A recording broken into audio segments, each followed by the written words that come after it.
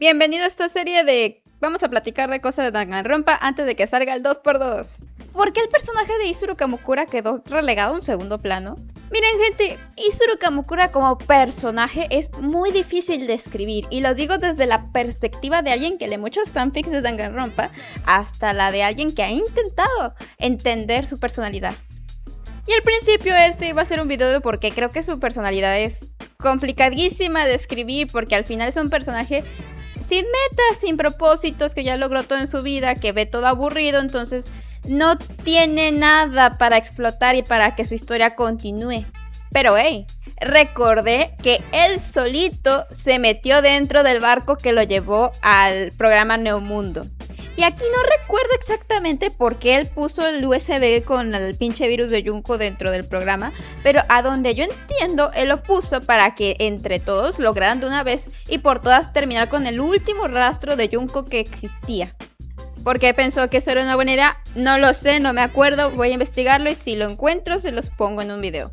La cuestión interesante aquí es que un personaje que ya no tiene nada que explotar se aburrió de estar aburrido, se desesperó, valga la situación del mundo, y decidió por cuenta propia ponerle fin a su existencia.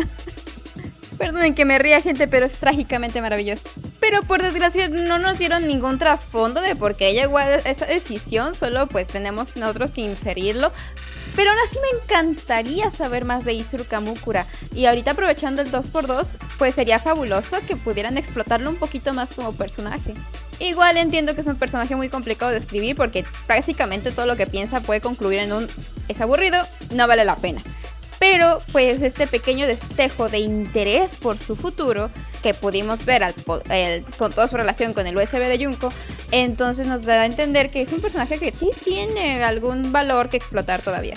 Ideas que yo propongo: 1. Que Hinata pues no se le resetearan del todo sus ideas y sus recuerdos, sus pensamientos, así que de vez en cuando tenga un flashback desde el punto de vista de Isuru, de cómo fue su experiencia cuando su memoria y su personalidad fue suprimida. En esa versión evidentemente no tendremos una participación directa de Isuru, pero sí lo veríamos más involucrado en la historia. Otra alternativa es una que es muy explotada en los fanfics, que es que Hajime comparte mente con Isuru. Entonces Isuru es como la pequeña conciencia detrás de su cabeza que le dice sus pensamientos de qué opina de esto, qué opina de otro, y Hajime al principio está como wow, ¿por qué tengo esta parte de mí diciéndome cosas absurdas que en mi vida pensaría? Y después es que todo tendría sentido. 3 es aprovechar esto que dicen de que Danganronpa 2x2 será diferente, debido a que van a encontrar algo que va a cambiar la historia por completo. Y por lo que podemos ver en su póster oficial, entonces eso tiene que ver con el barco que los trajo a esa isla. Lo cual me parece curioso porque están dentro de un programa, el barco no debería existir, pero pues a ver cómo lo justifican.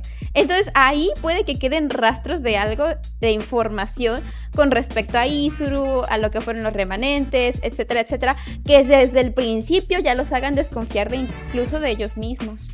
Lo cual es irónico, siendo que ahí todos se quieren matar, pero antes no tenían razones para creer que todos iban a enloquecer de pronto. Ahora, si encontraran este tipo de información, se darían cuenta que están rodeados de criminales, y eso pues es otra cosa de la que preocuparse. Y bueno, ¿ustedes qué piensan al respecto? ¿Les gustaría saber más de Isuru como yo? ¿Piensan que ya tuvimos suficiente de él? ¿Que qué aburrido es este personaje? ¿Aman a Hajime y por ende aman a Isuru? ¿O qué piensan? ¡Hasta luego!